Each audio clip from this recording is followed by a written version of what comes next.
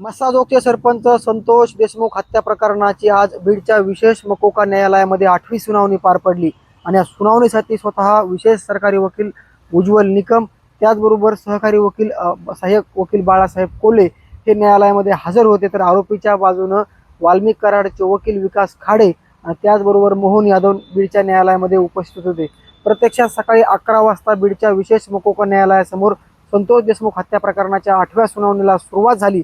याच सुनावणीमध्ये मुख्य सूत्रधार आरोपी वाल्मिक कराडच्या दोषमुक्तीच्या अर्जावरती युक्तिवाद सुरू झाला. सुरुवातीला आरोपीचे वकील मोहन यादव आणि त्याचबरोबर विकास खाडे यांनी आपलं म्हणणं मांडायला सुरुवात केली, जो की बचाव पक्षाकडनं त्यांनी आपलं म्हणणं मांडलं. संतोष देशमुख यांचं हत्या प्रकरणाच्या अनुषंगानं वाल्मिक कराडचं नाव कशा पद्धतीने गौरवलं गेलं, त्याचबरोबर कशा कशा पद्धतीने तपास केला गेला, हा संपूर्ण जे प्रक्रिया आहे ती त्यांनी सांगितली. त्याचबरोबर त्यातले काही महत्त्वाचे मुद्दे देखील त्यांनी खोडून काढले, जे की संतोष देशमुख हत्या प्रकरणाच्या अनुषंगानं वाल्मिक कराड यांचा सहभाग नसून त्यांना गोवण्यात आलेला आहे, असा देखील त्यांनी बचाव त्या ठिकाणी न्यायालयामध्ये केला.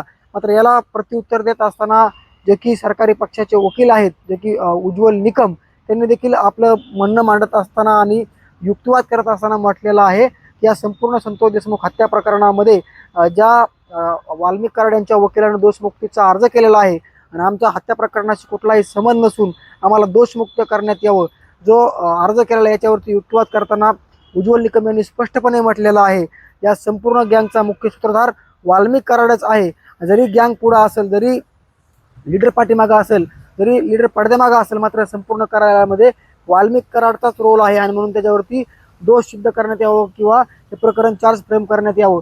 विशेष पाहायला गेलं तर संतोष देशमुख हत्या प्रकरणाच्या अनुषंगानं मुख्य सूत्रधार म्हणून देखील उज्ज्वल निकम यांनी बीडच्या न्यायालयामध्ये युक्तिवाद करत असताना वाल्मिक कराडवरती ठपका ठेवलेला आहे आणि जो दोषमुक्तीचा अर्ज केलेला हा रिजेक्ट करण्यात यावा किंवा हे संपूर्ण जे समोरच्या वकिलांनी युक्तिवाद केलेला आहे ते मुद्दे देखील उज्ज्वल निकम यांनी खोडून काढलेले आहेत.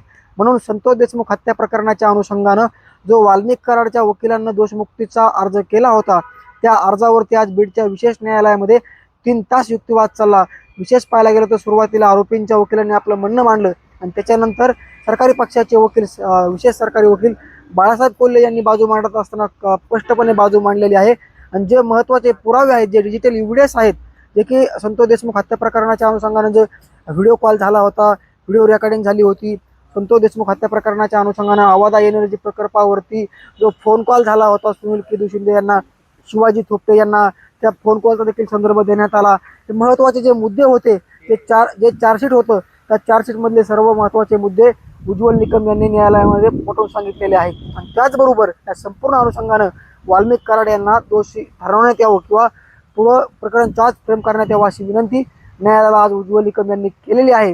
आणि 3 तास ही सुनावणी चालली आणि 3 तासाच्या सुनावणीमध्ये आज संपूर्ण प्रक्रिया पार पडत असताना वाल्मिक कराडच या संपूर्ण प्रकरणाचा मुख्य सूत्रधार असल्याचं उज्ज्वल निकम यांनी सांगितलेलं आहे. या संपूर्ण प्रकरणावरती न्यायालयाने युक्तिवाद ऐकून दोन्ही बाजूचा युक्तिवाद ऐकला आणि पुढचा निर्णय जे आहे ते 7 तारखेपर्यंत राखीव ठेवलेला आहे.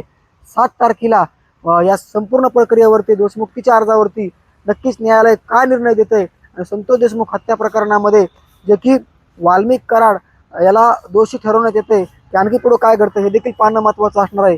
मात्र या प्रक्रियेमध्ये दोनही बाजूने ज्यावेळेस युक्तिवाद करत असताना 26/11 प्रकरणाचा तिथे रेफरन्स देण्यात आला, त्याचबरोबर बाल हत्याकांडाचा रेफरन्स देण्यात आला, जे की राज्यामध्ये जे मोठमोठ्या घटना घडल्या, मकोका अंतर्गत कारवाई कशा पद्धतीने केली गेली त्याचं देखील रेफरन्स आज बीडच्या न्यायालयात देण्यात आला.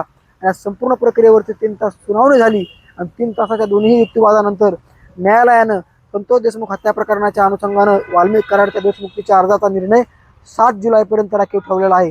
आता पुढील तारीख 7 असणार आहे. नक्कीच काय घडतंय हे देखील पाहणं महत्त्वाचं असणार आहे. मुंबई तसं योगेश काशीद, बीड.